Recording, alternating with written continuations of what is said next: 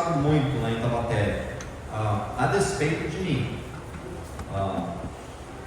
Eu tenho falhado, eu sou muito falho, tenho feito muitas decisões equivocadas, falhado constantemente no ministério, mas apesar de mim, Deus, graças a Deus, tem sido misericordioso para conosco, lá em Taubaté, e realmente está fazendo algo especial.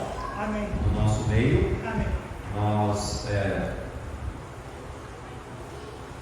eu não sei se eu estou atento. Aliás, quem gosta de assistir futebol? Quem gosta de quando um jogo emocionante de campeonato, final de campeonato, vai na prorrogação? Quem gosta, né? É emocionante, né? E a gente fica emocionado, passou o tempo, a gente não fica reclamando, não. A gente fica lá assistindo até o final. Exato. E eu sempre digo na nossa igreja de Taubaté, conferência, eu tenho respeitado o tempo da igreja. Nós somos bem pontuais lá, terminamos geralmente na hora. Mas em momento de conferência eu sempre digo, olha, a gente vai entrar em algumas prorrogações nos cultos, tá? E eu quero que você seja animado. Eu sei que vocês estão cansados, eu sei que foi um final de semana longo, estamos encerrando e Deus tem algo especial para nós hoje à noite. Então eu peço que você dê o seu melhor hoje à noite, mas eu quero contar um pouco do que Deus está fazendo lá em Taubaté e mais uma vez reforçar a petição de oração por nós. Deus, quando eu vim para o Brasil em 2008, eu não sabia o que Deus tinha para mim. Eu só sabia que Ele me queria usar como missionário aqui. Eu nem sabia se eu ia ser plantador de igrejas ou até pastor titular, alguém à frente da obra. Meu pai sempre trabalhou como segundo homem e eu via o quanto Deus abençoou o trabalho de equipe dele. E eu nunca almejei ser o primeiro homem. Eu estava disposto, se assim Deus quisesse, de ser um segundo homem no trabalho. O meu desejo era alcançar o meu potencial para Deus aqui no Brasil, fazer o máximo para alcançar o máximo de brasileiros para Cristo, para o Evangelho de Cristo. Então, nós chegamos aqui em 2008, a minha esposa foi para a escola de línguas, para aprender português. Eu sempre brinco, ela foi 5 dias por semana, estudou 3 horas por dia. Depois de 1 ano, ela se formou e ela recebeu um diploma, como os outros funcionários. Mas o diploma estava escrito em português na frente e inglês atrás, caso ela não entendesse o português que estava na frente do diploma. Mas a gente ficou lá em São Paulo por 2 anos e depois nós fomos para Londrina, Paraná, onde nós trabalhamos por 5 anos, junto com o pastor Manuel, até o Batista Maranata, e ajudamos no começo do seminário lá. Também ajudamos numa implantação de uma congregação na cidade vizinha de Lodja. Ajudamos lá por 5 anos e nesse tempo, a partir do 2º ano lá com o pastor Manuel, orando acerca do nosso futuro, Deus colocou no meu coração de plantar uma igreja.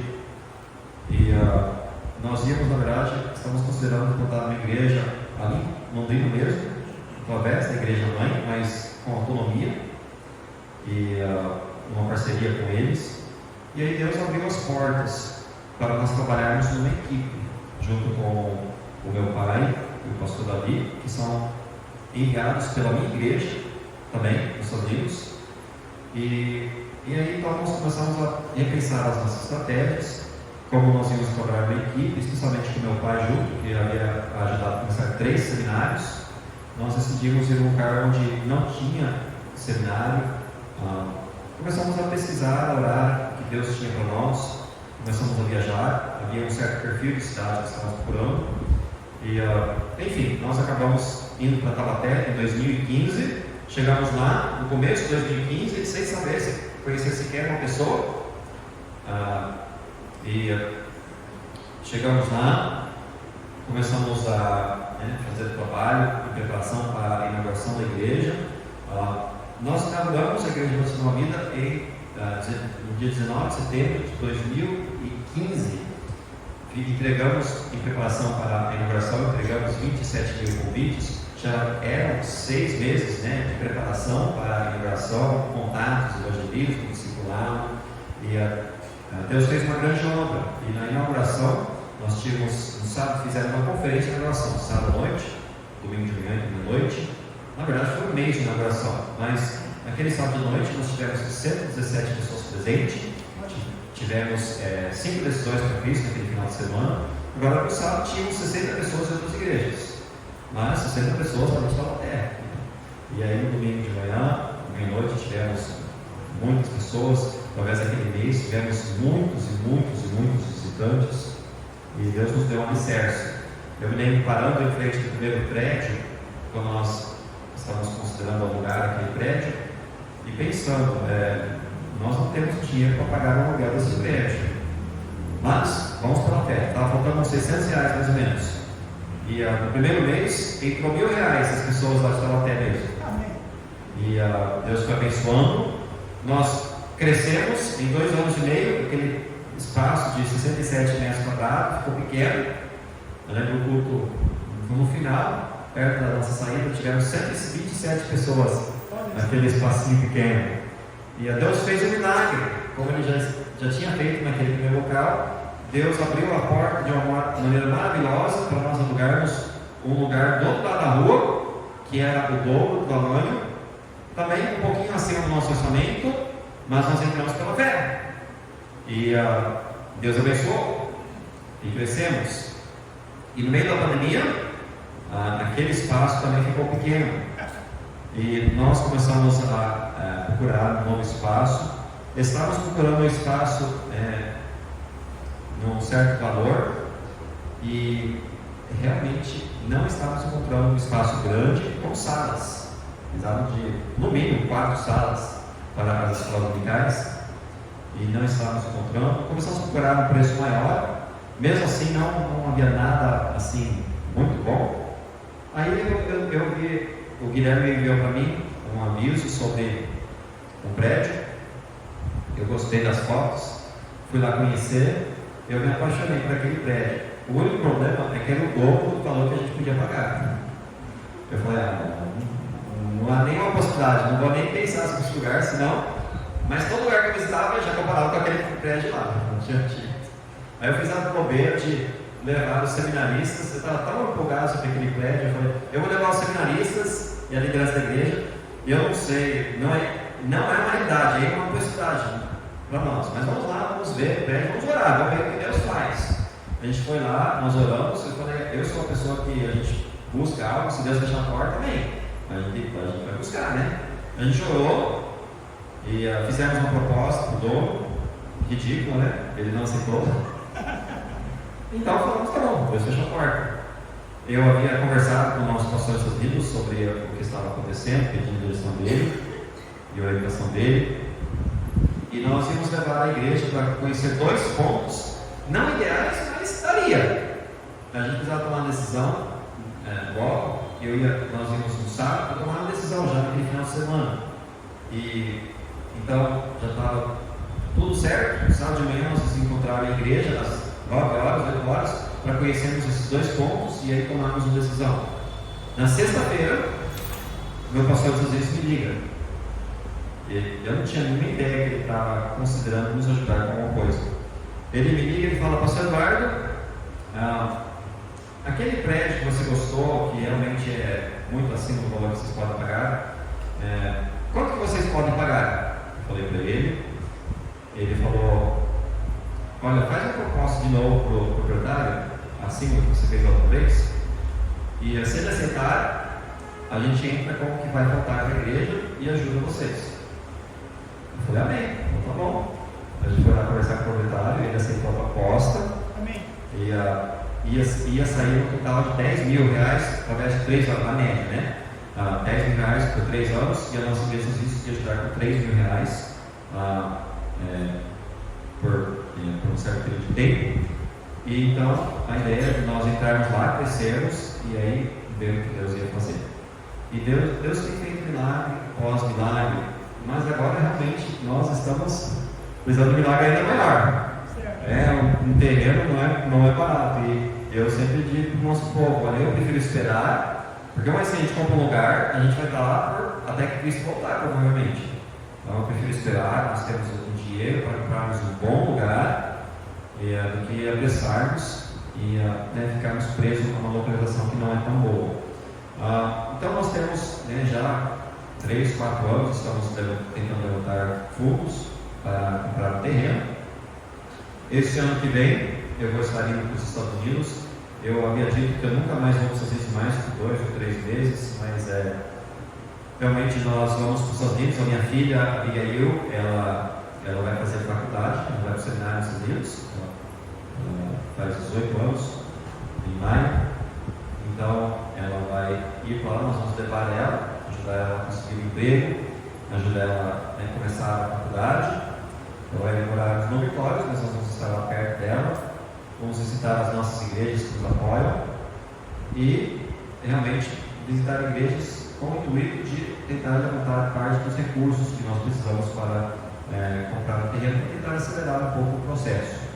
Mas realmente precisamos de um milagre de Deus. Humanamente dizendo, eu não sei como que Deus vai fazer, mas Ele tem feito a obra até agora. Então, a igreja é dele e Ele vai fazer a obra, mas precisamos da oração dos irmãos. Por favor, esteja em oração conosco. Que realmente pagar, depois nós temos contrato 3 anos com o proprietário. Depois desses 3 anos eu não sei o que a gente vai fazer, então é um momento muito importante, crítico para a nossa igreja. Então, por favor, esteja em oração conosco acerca desse propósito. Deixa eu também dizer mais uma vez, é muito bom ter o Guilherme e sua família conosco.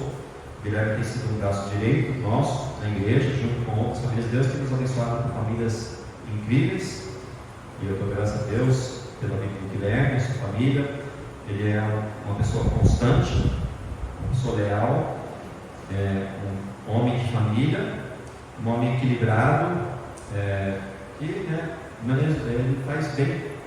Tudo aquilo que coloca a mão dele para fazer, ele faz bem. E eu dou graças a Deus pela vida dele, pela oportunidade dele vir conosco. Obrigado pelo carinho que vocês têm tido para ele, com ele e sua família. Muito bem, vamos olhar aqui em Atos capítulo 1, e nós vamos começar lendo no versículo 5. Quem encontrou, diga amém. Amém. Muito bem, vamos colocar-nos de pé. Não sei qual é o costume aqui, mas vamos colocar-nos de pé, esticar a perna mais uma vez, e nós vamos ler dos versículos 5 até o versículo 8. A Bíblia diz: porque na verdade João batizava com água, mas vós sereis batizados com o Espírito Santo, não muito depois desses dias. Aqueles, pois, que se haviam reunido, perguntaram-lhe, dizendo: Senhor, restaurarás tu neste tempo o reino a Israel? E disse-lhes: não vos pertence saber os tempos ou as estações que o Pai estabeleceu pelo seu próprio poder, mas recebereis o poder do Espírito Santo, que há de vir sobre vós, e ser-me-eis testemunhas, tanto em Jerusalém, como em toda a Judeia e Samaria, e até aos confins da terra. Hoje à noite eu quero pregar uma mensagem com o tema de como cumprir a grande comissão na nossa geração. Como cumprir a grande comissão na nossa geração? Oremos. Deus, eu peço que possa abençoar esse final de conferência. Muito obrigado por todas as bênçãos, pelos batismos, pelo momento de comunhão, pelas mensagens, pelos desafios. Obrigado por esta igreja e o que essa igreja já tem feito nesses 8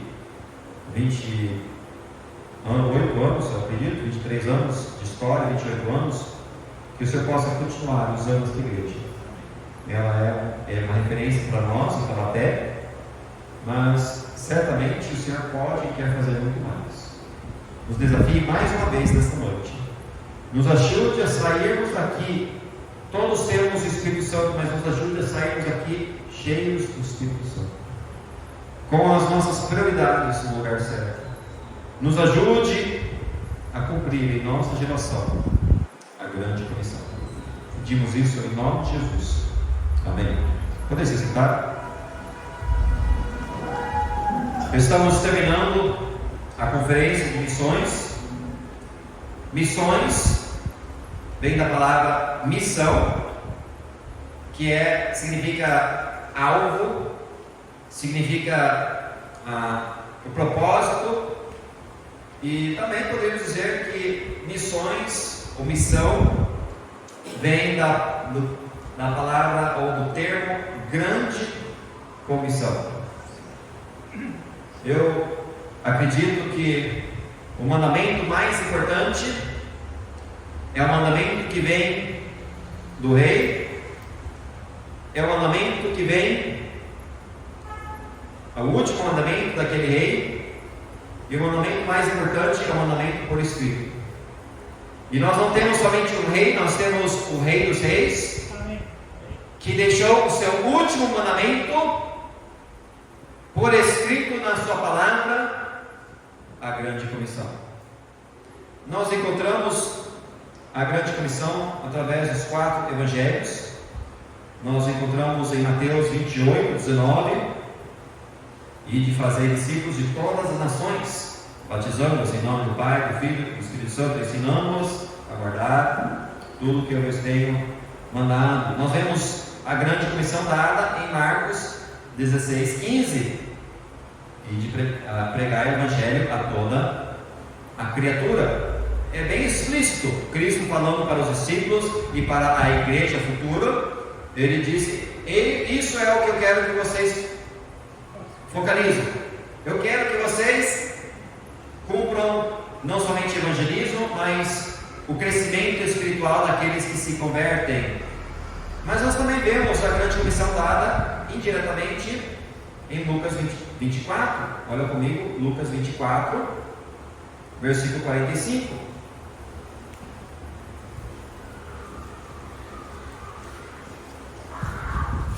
Lucas 24, 45, a Bíblia nos diz: então abriu-lhes o entendimento para compreenderem as Escrituras, e disse-lhes, eu acho que não lugar, isso mesmo, e disse-lhes: assim está escrito, e assim convinha que o Cristo padecesse e ao terceiro dia ressuscitasse dentre os mortos, e em seu nome se pregasse o arrependimento e a remissão dos pecados em todas as nações, começando por Jerusalém. Nós também vemos, abra comigo, nós vemos a grande comissão dada em João capítulo 20.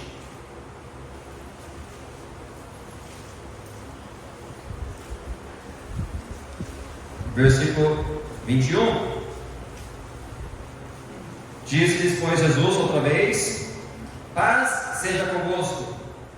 Assim como o Pai me enviou, também eu vos envio a vós. E havendo dito isso, soprou sobre eles e disse-lhes: recebei o Espírito Santo. Então nós vemos Jesus Cristo dizendo para os discípulos e para a futura igreja: olha, vocês têm um propósito agora, e esse propósito não vai ser feito através do seu poder. Eu vou estar convosco através da pessoa do Espírito Santo. Deus vai estar com vocês, Ele vai habitar em vós, e vocês vão ter o poder e a habilidade para cumprir esse propósito, essa missão, a grande comissão. Então, irmãos, igreja tem muitos propósitos. Certamente comunhão é uma delas, união é uma delas, mas o propósito, o foco principal da igreja é cumprir a grande comissão. Igreja não é para nós termos prosperidade, igreja não é um clube social, igreja não é para divertimento, igreja tem propósito, e esse propósito principal é para a propagação do Evangelho de Cristo. Aquelas pessoas que aceitam a Cristo devem ser batizadas, aquelas pessoas que se batizam devem se unir à igreja, e agora a igreja deve edificar essas pessoas, ensiná-las não somente a doutrina de Cristo, mas ensiná-las a guardar, a cumprir, a obedecer os mandamentos de Jesus Cristo. Amém. Igreja que não evangeliza não está cumprindo o propósito de Deus. Agora, voltando para o nosso texto em Atos, Jesus Cristo disse: mas recebereis o poder do Espírito Santo que há de vir sobre vós. Graças a Deus, isso não é feito pelas nossas forças. Realmente, eu não sou ninguém. Quando eu penso que Deus tem feito em Taubaté, apesar de mim, graças a Deus, é Deus quem faz a obra. Ele ama a igreja muito mais do que eu. Ele ama o mundo perdido muito mais do que você. E Deus usa pecadores imperfeitos. Deus usa pessoas carentes, pessoas com imperfeições para fazer a sua obra. E saiba, você não precisa ser pregador, você não precisa ser pastor, você não precisa ter ensino médio, você não precisa ter dinheiro. Você tem, se você é salvo em Jesus Cristo, você tem o Espírito Santo, e Deus tem capacitado você para fazer a sua obra. Deus quer usar todo mundo, todos, não somente o pastor Alexandre, e graças a Deus ele é trabalhador, mas irmãos, e eu sei que tem irmãos que apoiam ele, mas vamos apoiá-lo, vamos fazer a obra do ministério junto com ele. No nosso texto, ele diz: recebereis o poder do Espírito Santo e há de vir sobre vós, e sereis testemunhas,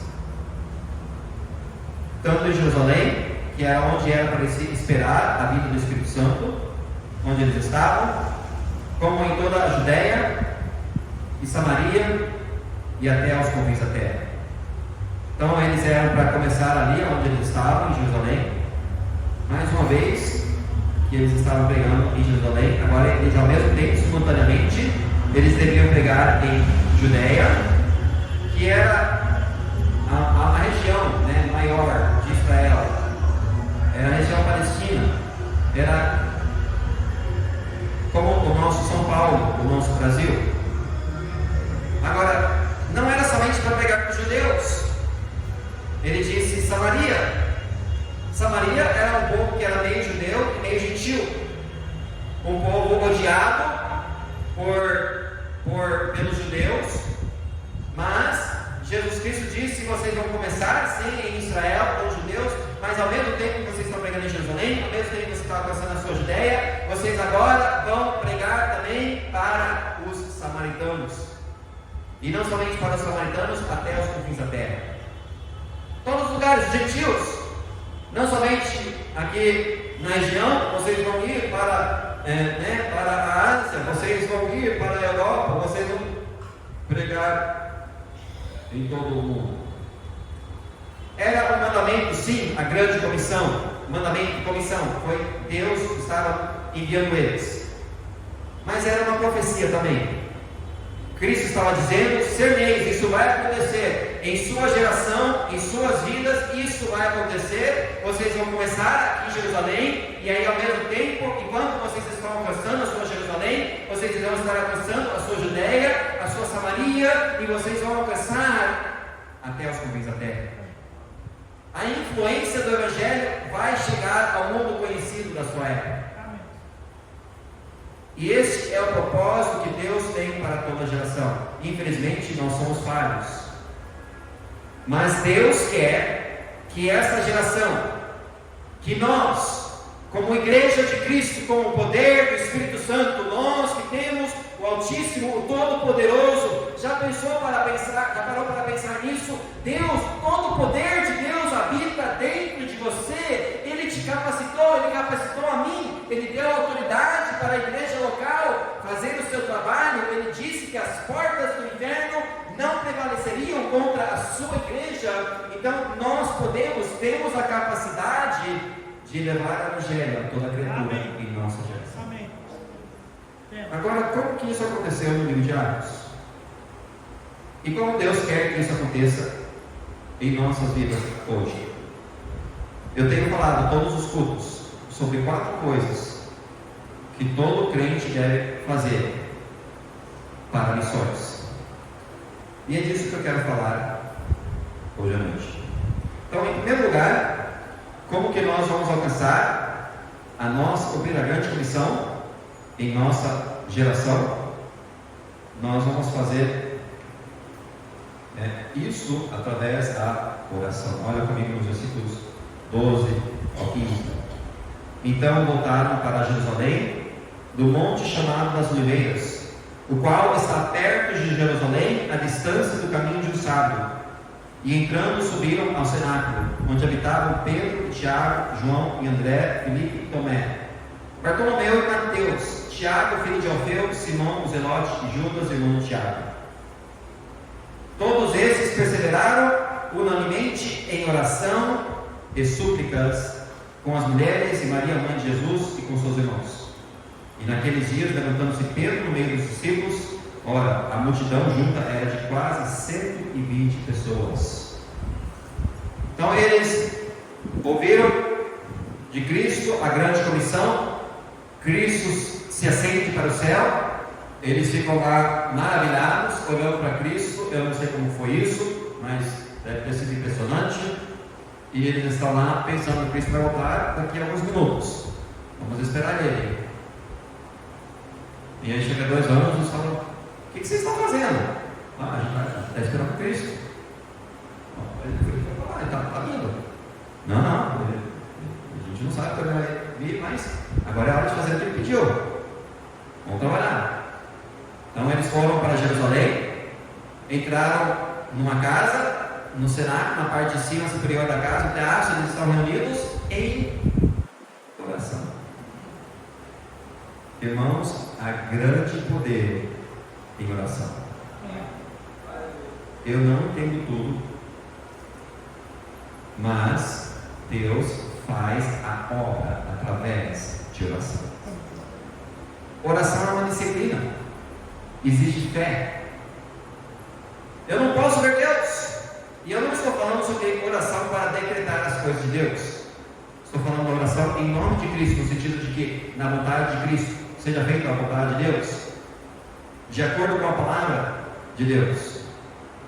Mas a oração é uma das armas poderosas espirituais que Deus tem dado para a sua igreja, para nós, para os crentes, e nós negligenciamos a oração vez após vez após vez, e aí nós nos perguntamos: por que a igreja é sem poder? Por que a igreja está morta? Por que o povo de Deus precisa de avivamento? E uma das razões, porque missões não está sendo cumprido, uma das coisas que nós precisamos voltar a fazer é orar. Eu não estou falando sobre 15 minutos de oração, eu estou falando sobre tempos, horas de oração, eu estou falando sobre dias em oração, eu estou falando sobre oração e jejum, eu estou falando sobre buscar a Deus com zelo. Amém. Quantos conheceram o pastor Jaime Rosa? Quantos já oraram com o pastor Jaime Rosa? Irmãos, o pastor Jaime Rosa tinha uma política. As manhãs eram reservadas para ele. Para fazer o quê? Estudar e orar. Quando você orava com ele, você sabia que ele era alguém que amava por Deus. E ele orava com um fervor, com uma sinceridade, que não havia sombra de dúvida, ele tinha intimidade com Deus.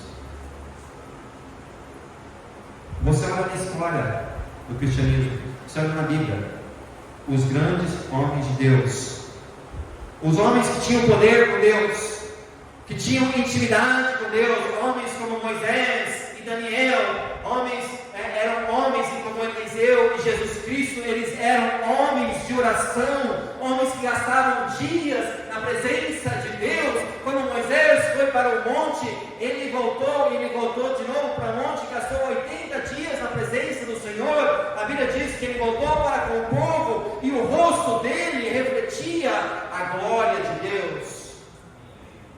Ele tinha poder com Deus. E a razão que a igreja está sem poder é porque nós não sabemos o que é realmente orar. Todo crente deve orar. Orar por missões. Orar que Deus possa levantar obreiros. Orar pela vontade de Deus. Orar para Deus usar a sua vida. Orar para Deus se encher do seu Santo Espírito. Orar para Deus dar ousadia e coragem. Orar pelas pedidos. Paulo disse: a minha oração pelos meus irmãos é de que eles sejam salvos. Ele diz: eu estou até disposto, o meu entendimento da passagem é ir para o inferno por eles. Eu estaria disposto a entregar a minha vida por eles. A minha vida é eterna. Irmãos, Deus quer fazer uma obra e Ele age através da oração. Qualquer um pode orar. Eu conheço um pregador, um grande homem de Deus nos Estados Unidos, uma vez. Ele dizia nas conferências de pastores, nas conferências nas igrejas, ele não queria conhecer os grandes homens de Deus, ele queria conhecer todas as viúvas lá presente, para poder pedir oração das viúvas. Eu lembro quando eu estava viajando, levantando sustento, quando a gente começou a viajar, isso é clichê, né? Os missionários dizem isso muito, pelo menos às vezes. A gente tem a nossa carta de oração. Irmãos, eu estou aqui, sim, buscando apoio financeiro, mas o que eu mais preciso é a oração do povo de Deus. Olha para mim. Eu dizia isso no começo, mas a verdade, eu não acreditava muito nisso não, pastor. Na minha mente, no meu coração, verdadeiramente no meu coração, eu estava pensando: não, eu quero o seu dinheiro. Porque, né, eu estava saindo pela fé, eu preciso de apoio, eu preciso ter, preciso pagar as contas. Mas, irmãos, hoje eu posso sinceramente dizer: eu não quero, o que eu preciso não é o apoio financeiro, o que eu preciso é a oração do povo de Deus. Irmãos, o pastor Alexandre precisa de oração, essa cidade precisa de oração, essa nação precisa de oração, e nós podemos fazer uma diferença aqui nesse Brasil através da nossa oração, se nós aprendermos a humilharmos perante Deus, a buscar a face de Deus sinceramente, genuinamente, e gastar tempo na presença de Deus. Deus pode realmente fazer milagres, Ele pode levantar um grande exército, Ele pode salvar uma multidão de pessoas, Ele pode transformar vidas, Ele pode restaurar casamentos, Ele pode amolecer corações endurecidos. Deus pode fazer a obra. Amém. Mas depende do povo dele. Em primeiro lugar, como nós vamos alcançar a nossa geração com o Evangelho de Cristo? Nós precisamos orar. Em segundo lugar, nós precisamos testificar. Nós vamos cumprir a grande missão em uma geração através da testificação. Olha comigo em Atos capítulo 8.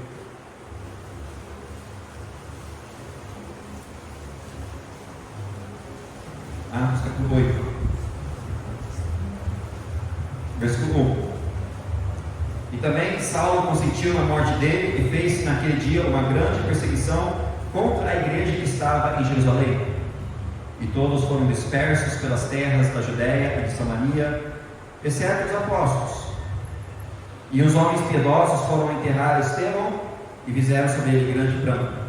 E Saulo assolava a igreja, entrando pelas casas e arrastando homens e mulheres, os encerrava na prisão. Mas os que andavam dispersos iam por toda a parte, anunciando a palavra. Quem que são esses que estão andando dispersos? São os pastores, os apóstolos? Não, eles ficaram em Jerusalém. São os membros, são os congregados da primeira igreja batista independente de Jerusalém. Eles estavam sofrendo perseguição. Eles tinham continuado ali em Jerusalém, e Deus queria que a palavra fosse até a Judéia e Samaria. Então Ele dá um bonzinho através de permitir essa perseguição. Essa perseguição vem, então agora eles saem, e em vez de esquecer de deixar para lá tudo que eles aprenderam lá em Jerusalém, tudo que eles viram, eles estão falando de Cristo. Amém. Estão testificando para todos e todos, em todos os lugares. Irmãos, Deus quer usar a sua vida para falar de outros de Cristo. Eu não estou falando sobre evangelismo social, apesar de que precisamos de evangelismo social, mas não é isso que eu estou falando. Eu não estou falando de ser um testemunho através da sua vida. Eu estou falando de você abrir a sua boca e você falar das boas novas do Evangelho.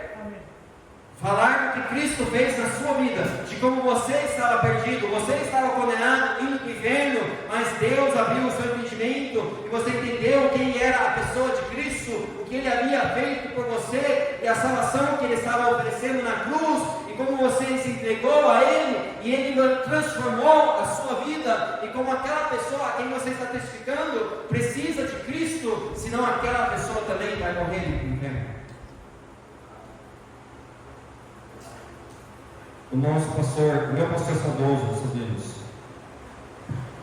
foi um grande homem de Deus, certamente cheio de falhas. Aliás, nenhum homem de Deus é perfeito. Ele teve muitas falhas no seu ministério, na sua vida.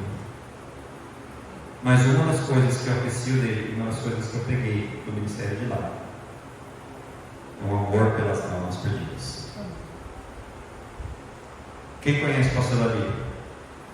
Sabe que ele é meio maluco às vezes, né? Às vezes não, sempre. Mas ele não sabe de onde ele pega esse zelo pelas almas perdidas. Bom, primeiramente pela palavra de Deus, mas foi de lá. E eu vou dizer uma coisa. Eu até amo na nossa igreja, estamos lá há 7 anos. E não estamos fazendo nem perto do que deveríamos estar fazendo como igreja na questão de evangelismo. Mas eu estou vendo um avivamento acontecendo em algumas partes do mundo. Eu fui para o México ano passado, uma igreja pequenininha, pastor, humilde, da roça. Eu fiquei até, eu não estava planejando eles pagarem a minha passagem. Eu fiquei até sem jeito. Mas quando era tempo de evangelismo, a igreja toda parecia em massa. Amém. E o povo mexicano é um povo que se doa completamente, assim, o tempo deles é da obra de Cristo e é tempo de evangelismo, é tão cheio quanto o tempo da escola dominical. E alguém perguntou para mim, missionário, pastor Keith, chegou no Brasil e falou, como é que você consegue ter muitas pessoas no evangelismo? Eu falei, pastor, eu tentando descobrir isso, porque a gente não tem tanta gente no evangelismo não. Graças a Deus a gente tem um bom grupo, mas até esse grupo que a gente tem demorou muito tempo para a gente conseguir trazer. A gente tem medo.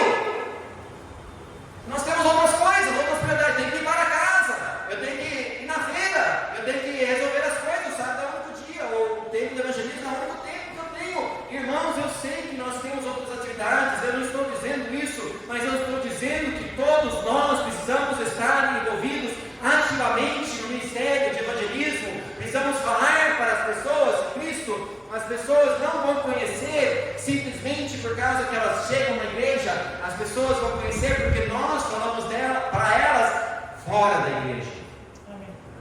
Essa filosofia de traz para a igreja e eles aceitam a Cristo não é bíblico.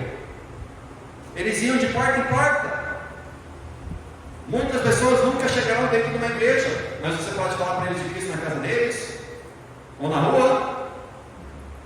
Nós devemos levar o evangelho para eles, aonde eles estão.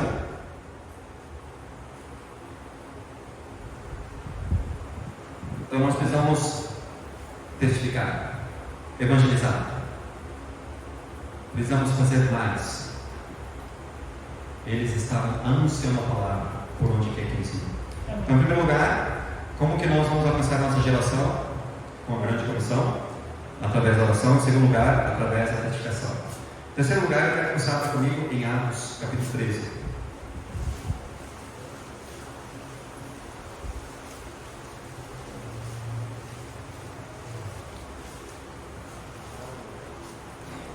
E na igreja, versículo 1, na igreja que estava em Antioquia, havia alguns profetas e doutores, a saber, Barnabé, Simeão, chamado Níger, e Lúcio e Cireneu, e Manaém, que fora criado com Herodes, o tetrarca, e Saulo. Servindo eles ao Senhor, e jejuando, disse o Espírito Santo: apartai-me a Barnabé e a Saulo para a obra a que os tenho chamado. Nós encontramos aqui Saulo, né? Junto com Barnabé, servindo a Deus na igreja local, fazendo aquilo que eles sabem que é para eles fazerem. Agora, a verdade é que Saulo é uma coisa muito diferente. Nós não vemos isso na vida de outra pessoa da Bíblia, que eu posso lembrar, no Novo Testamento pelo menos. Mas desde o momento da conversão de Saulo, Deus já havia falado que ele tinha um propósito especial para ele anunciar as boas novas para os gentios. Mas ele teve todo o tempo de preparação para isso. Alguns dizem que passaram-se até 11 aos entre a conversão de Saulo e o momento que ele foi enviado para a igreja de Antioquia. Mas ele estava envolvido na igreja local. Amém. E fazendo aquilo que Deus tinha para ele. E agora Deus diz: Saulo, é o momento. Eu tenho um propósito especial para você e Barnabé. No primeiro momento você vai como segundo homem, você vai acompanhar Barnabé. Eventualmente você vai ser o primeiro homem, você vai se tornar o apóstolo Paulo. Mas nesse momento você vai começar acompanhando Barnabé. A igreja jejuou, orou, entendeu esse chamado na vida deles e ordenou eles. E agora eles vão sair para proclamar o Evangelho de Cristo aos gentios. Então a terceira coisa que nós precisamos fazer é proclamar através dos pregadores. Proclamação. E eu não estou falando sobre proclamação do tipo de evangelismo, mas estou falando enviar os missionários. Não somente enviar os missionários, nós precisamos estar dispostos a ir. Amém. E quando Deus chama, nós precisamos ir. Amém. Deus não chama todos para o ministério, mas Deus quer muitos mais no ministério do que estão indo. E se nós nem estamos envolvidos na igreja local, não tem nem como Deus pode nos chamar.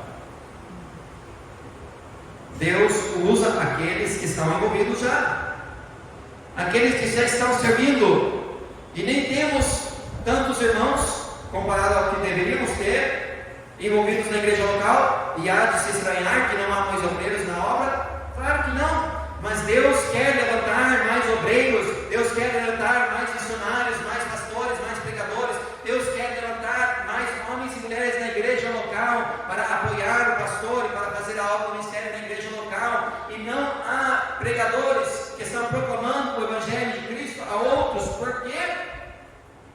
Porque nós estamos com outras prioridades em nossas vidas. Outras coisas são mais importantes. Temos outros compromissos. Eu dou graças a Deus pela vida do meu pai.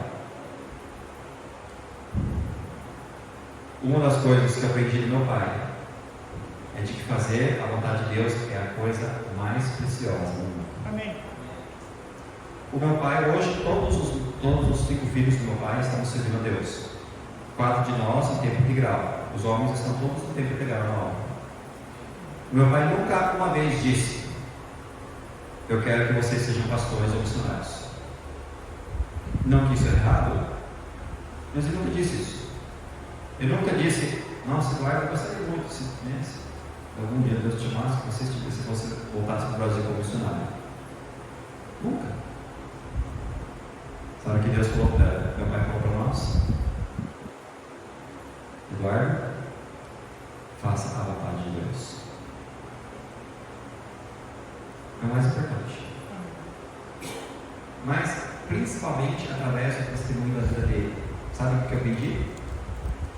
Fazer a vontade de Deus é a coisa mais gostosa do mundo. Amém. Eu nunca vi meu pai reclamar no pastor com quem ele estava trabalhando, e eu sabia que às vezes ele discordava. Nunca vi ele reclamar do povo. Nunca ouvi ele reclamar de qualquer injustiça que ele havia sofrido. Nunca ouvi ele reclamar da falta de sustento do ministério. Ele nitidamente sempre gostou de servir a Deus. Amém. Irmãos, é maravilhoso servir a Deus. Amém. Você nunca vai encontrar gozo, paz e contentamento até você fazer a vontade de Deus. Se envolva na igreja local, trabalhe para Cristo, doe todo o seu tempo para Deus e veja Deus fazendo uma obra em sua vida. E uma vez que você está servindo a Deus, uma vez que você está no trabalho de Deus, Deus vai, se Ele quiser você no ministério, Ele vai te ensinar, e se não, Ele vai te usar na igreja local. Mas nós precisamos estar dispostos. Deus, eu quero fazer a sua vontade. Amém. Eis-me aqui. Eu vou me envolver na igreja local. Se o Senhor quiser que eu for missionário, pastor, esposo missionário, missionária, esposo de pastor, eis-me aqui. E aliás, pais, entregue os seus filhos para Deus. Amém. Seus filhos não pertencem a você. Eu me lembro lá em Londrina, tinha um rapaz que tinha um chamado do ministério. Quando ele terminou o ensino médio, ele queria fazer o seminário. O pai dele falou não. O pai dele era membro integral da igreja, importante da igreja. Mas o pai dele falou não. Faz a faculdade primeiro, porque aí se não der certo o ministério, você vai ter segurança no emprego. Sabe o que aconteceu? Foi para a faculdade e esqueceu de seminário. Hoje ele ganhou um monte de dinheiro, mas ele está na igreja. Pais, entrega os seus filhos para Deus. Amém. Deixe eles seguirem a vontade de Deus. Se Deus chama eles, sabe que Deus vai cuidar deles. Sabe que as recompensas celestiais, eternas, vão ser grandes. Sim, talvez eles vão ter que sacrificar algumas coisas, e vão ter que sacrificar mesmo, viu, jovens? Não pense que não tem que pagar o preço. Tudo que é bom na vida tem que pagar o preço. Um bom relacionamento de casamento precisa pagar o preço, mas vale a pena. Amém. Por que nós não estamos alcançando a nossa geração? Porque nós não estamos proclamando, não estamos pregando, não estamos seguindo o chamado de Deus para as nossas vidas. E em último lugar, eu termino com isso. Como vamos alcançar uma geração, a nossa geração, com a grande comissão? Olha em Atos 13, versículo 3. Então, jejuando e orando, e pondo sobre ele as mãos, os despediram. E assim esses, enviados pelo Espírito Santo, desceram a Seleucia e dali navegaram para Chipre. Eu não acredito que aqui, quando fala que os despediram, que quer dizer que a igreja de Antioquia disse: ok, Barnabé e Saulo, vocês têm chamado de Deus para suas vidas, amém. A gente adora, vocês estão ordenados, tchau, tchau. Até a próxima. Eu não acho que isso aconteceu. Sabe o que eu acredito que aconteceu? A igreja de Antioquia fez os preparativos, levantou uma oferta, deu dinheiro para eles fazerem a sua viagem e ter dinheiro para comprar comida, deu os suprimentos que precisavam para essa viagem, então essa missão tão importante. Essa igreja enviou eles, não somente como autoridade, mas cuidou deles. Irmãos, quando Deus levanta obreiros, pregadores, sempre precisa das igrejas locais para apoiar e sustentar esses homens, essas mulheres. Aliás, por isso que implantação de igrejas é tão importante. Se nós não temos igrejas, nós não temos missões. E uma igreja que é implantada deve ser ensinada desde o começo, missões. Mas, graças a Deus pelos 50 missionários, mas 50 missionários é tão pouco. O que é 50 missionários comparado a, nem sei quanto é a população do mundo hoje, 8 milhões de pessoas? O que 50 missionários vai fazer diante de 8 milhões de pessoas no mundo? Irmãos, nós precisamos de muitos e muitos pastores e missionários, e para isso que existe, precisa sim do recurso humano, mas precisa do recurso financeiro, e isso vai vir através do povo de Deus que está sentado nas igrejas locais. Nós precisamos entender a prioridade de enviar, de sustentar, de apoiar, e essa igreja tem um sistema para isso, se chama promessa de fé. Se você não está envolvido em promessa de fé, então você não está cumprindo a grande comissão. Pode até estar orando, testificando, mas você não está apoiando. A grande comissão não é só na São Jerusalém, é até os confins da terra. Nós temos o privilégio de ter uma parceria com esses missionários. Que honra! Será que nós estamos dispostos a desfazermos de uma coca ou de um lanche Aliás, eu digo isso, mas na verdade deveríamos estar dispostos a sacrificar-nos. Não estou falando de 10 reais. Alguns de nós podemos dar muito, muito mais do que nós damos. Eu mencionei hoje de manhã alguns milionários que eu conheço que dão para missões. Eu conheço pastores humildes, eu não estou falando sobre ricos, que dão mais do que eles dão muito mais do que o dízimo para missões. Eu não estou lá ainda. Estou crescendo. Mas eles vivem de 70% a 60% do que entra. O resto eles dão para de dízimo e missões. Isso é sacrifício. E nós realmente precisamos estar na posição para poder fazer isso, através de uma boa administração das nossas finanças, através de ter prioridades certas em nossas vidas. Meus irmãos, há um trabalho, há uma missão, há uma causa. Amém. Não tem investimento melhor do que em missões. Quem que está com um papelzinho Começa Fé? Tem alguém que não recebeu? Tem alguém que não recebeu o papelzinho? Crianças, vocês devem se envolver também. Pergunta para os seus pais se vocês podem participar. Vamos neste momento. Eu sei que você já orou. Vamos orar. Pedir a Deus, Deus, o que o Senhor quer que eu dê para missões através dessa situação. Deus, muito obrigado por tudo que o Senhor tem dado para nós. Todas as bênçãos, todos os recursos. Obrigado pelo privilégio de ter apoiado 50 projetos nacionais deste mundo. Mas Deus, nós queremos fazer mais. Deus, eu peço que o Senhor possa mostrar para cada um de nós, cada um aqui, o que o Senhor deseja que nós demos para missões. É uma promessa de fé. Agora, a Bíblia diz que a fé vem pelo ouvir e ouvir pela palavra de Deus.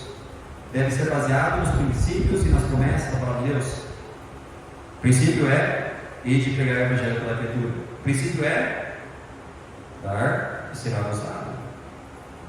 O princípio é que quando eu dou para Deus, Deus cuida de mim. O princípio é dar voluntariamente, mas sacrificialmente. Deus nos ajuda a saber o que o Senhor quer que nós demos para missões nesse próximo ano. E pela fé, neste momento, nessa noite, eu vou prometer cumprir com essa promessa, através deste próximo ano, fazer uma parceria com o Senhor e com os seus servos, para o cumprimento da grande comissão. Em nome de Jesus, amém.